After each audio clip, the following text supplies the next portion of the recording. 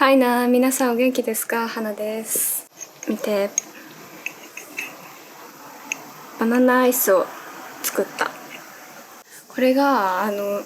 冷凍したバナナとなんかヨーグルトとか豆乳とかいろいろ混ぜて、なんかミキサーみたいなのでこうガーってしてで作れるから、すごい簡単だし余計なもん入ってないから、ちょっとやってみたんだけど、さっき食べたらめっちゃ美味しかった。私さ、こうやってなんか体にいいものを作ったりとか、自分でお菓子作ったりとか、たまに料理もしたりとか結構好きなんだけどさ、あのそういう動画を見るとね、たまにっていうか結構な頻度で、なんかマジで作業量やばい、すごすぎとかさ、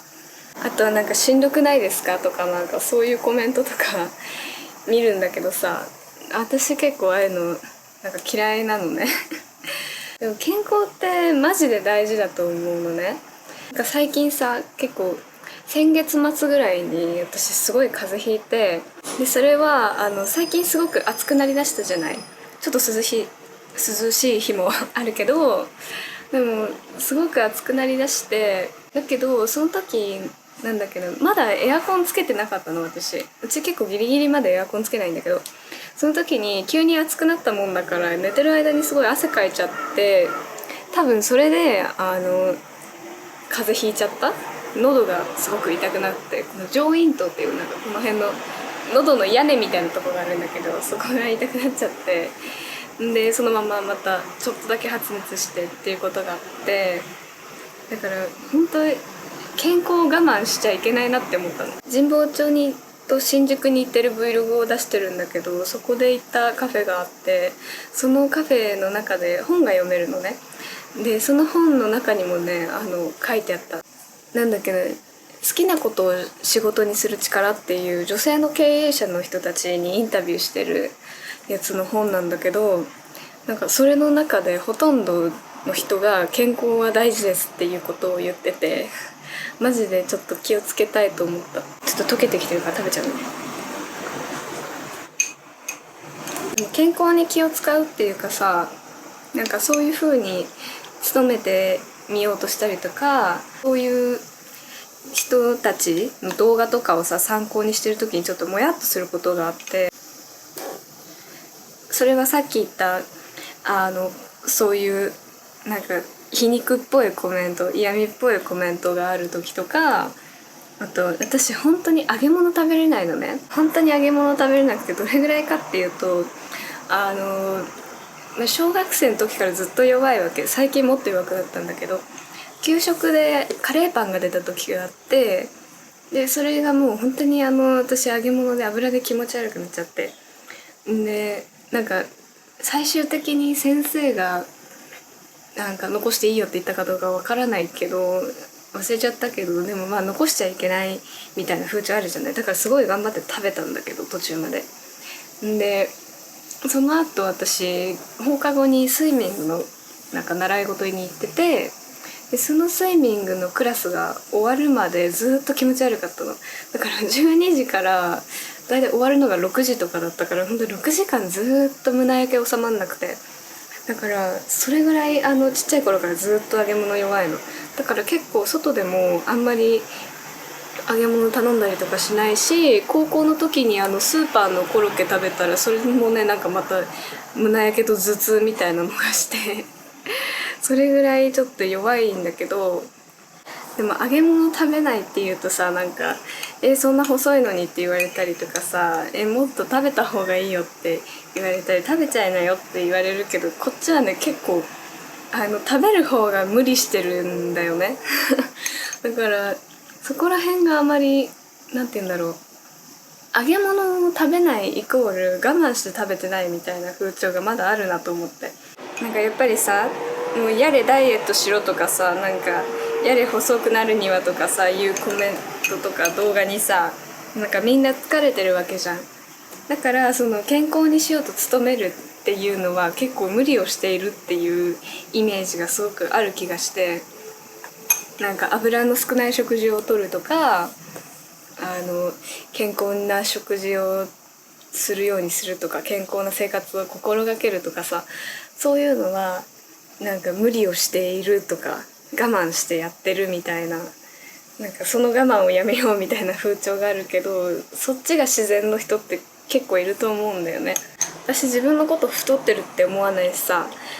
実際全然細いと思うんだけど、でも周りの女の子たちは結構私より細い人もすごくたくさんいるし、でだからそういう中ですごい焦燥感に駆られたりして、でその結果が私ならこれ足りないっていうコメントとかなんかにつながってるのかなって思った。ごちそうさま。でも私は本当に揚げ物が多い食事をとったりとか、こういうアイスとかさ、冷たいものを取りまくったりするとすぐ腸内環境が悪いから、こうしてね、なんか手作りの冷たいものでもあったかいものを一緒に飲んだりするようにするんだけど、それは本当に体調が終わってしまうからなんです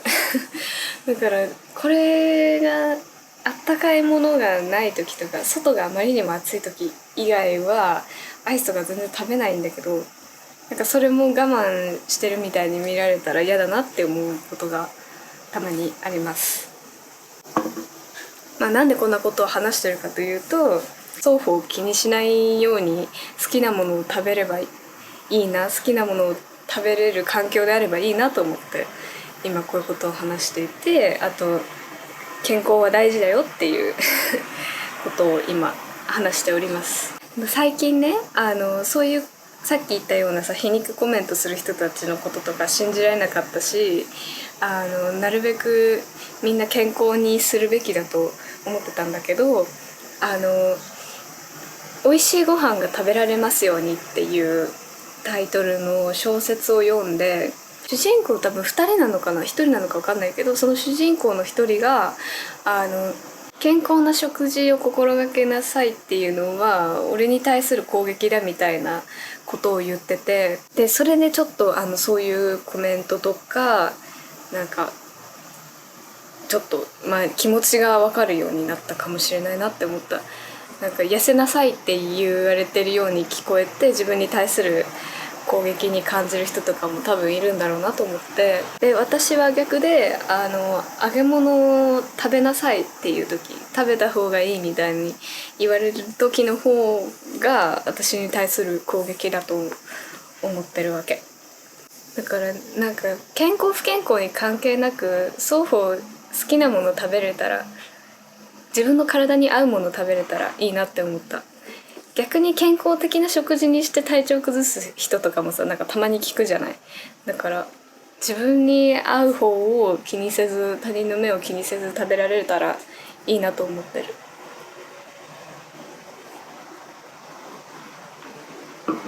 ちょっとなんか突発的に動画を撮ったからあんまりまとまってない気がするけど、なんか揚げ物が本当に食べられないっていうのはあんまり理解されないなと思ってこの動画を